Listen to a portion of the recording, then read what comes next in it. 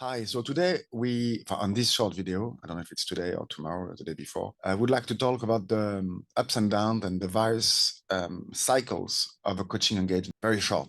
There is a kickoff, there is a completion, sometimes there is an extension. How do we navigate together the ups and downs of your relationship with that coaching engagement within the context of all the other relationship and all the other projects you have? That itself is interesting, I believe, to monitor and to track because what's happening in your relationship to coaching and with me is happening in every other relationship to some extent and every other project.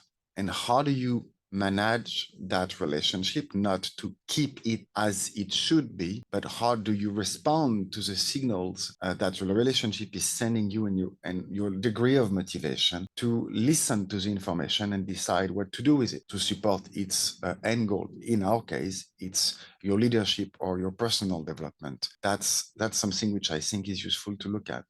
At the beginning of coaching, there is enthusiasm. At the beginning of because you're very excited to walk towards some things that you wanted to achieve for a long time, or because you really want to get out of the pit you're in right now and the high degree of discomfort that you've been experiencing, and really willing to make a change in the way you organize your energy and your competency and apply yourself in your life.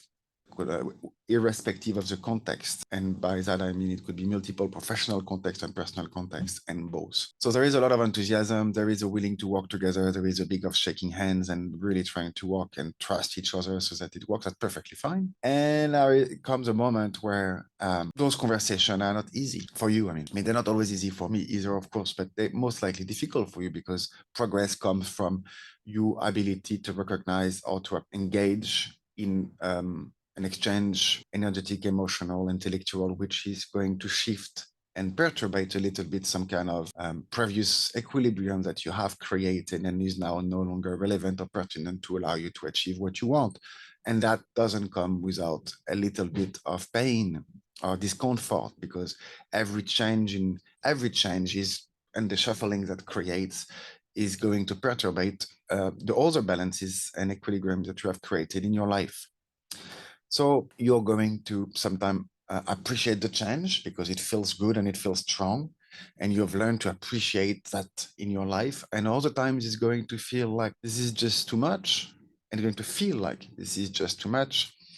And we want to pay attention to this because this type of resistance, the resistance shows up very differently in each one of us. Some of us, our energy is depleted or is leaving us, and we're going into a more amorph type of perspective. For some other, we have an aversion to things and is trying to push it away. We're trying to be angry, whether it's with Laurent, with the timing, with the location, with this on top of all the other things I have to do.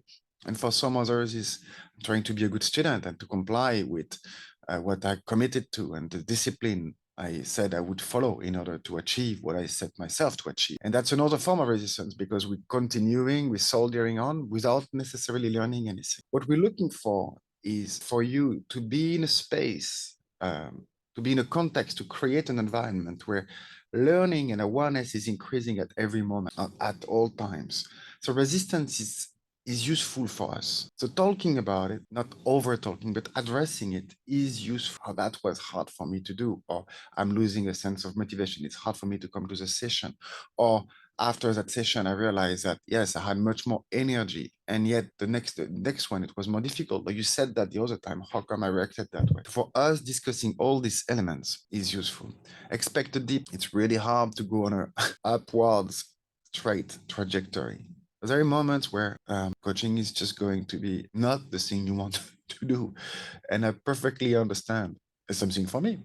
Yet, in those moments, our guard is down. And although we are guarded sometimes, but our guard and the way the image we project as we try to project it to the world is down. And we're showing up, we're revealing kind of our true colors in those moments. Not that you were not before, but there is additional colors that we don't really like to show to people, which are much more available. And that's really useful for us in our exchange. It's inviting us to help you to appreciate also those moments, and instead of pushing them away, is to address them, not to make them nice and feel good, but simply to address and learn from it so that we can also use the learning from those situation as you access your resources, and similarly do it on your other project, but also with your colleagues, direct reports, stakeholders, and everybody in your environment while you create change. Because let's remember that the whole point, not the whole point, but most likely you are creating a lot of change in your world and in your community. And therefore, the change you're trying to create with yourself is many times a change also you're trying to create in others. So that's a little bit about the cycles. There is also the end cycle, which is the completion of the coaching engagement,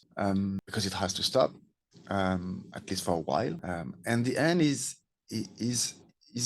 a shift in the way we interact together, but it's also confirmation, integration, defining, designing of the structure you want to put in place to continue some of the development that we have initiated together on your own or with someone else or some other structure or with me in the future. That's a very conscious moment of bridging your practice with me, with your practice with other places. Quite often people say, no, don't worry, I understand what it means. And we kind of don't spend enough time on this aspect. I find it's really useful to spend a little bit of time on designing and engaging consciously in the completion and transition out of a coaching engagement after we spend 6, 9, 12 months on quite intensive regimen. That for that. So thank you for listening. And as always, if you have any question about this topic, please let me know.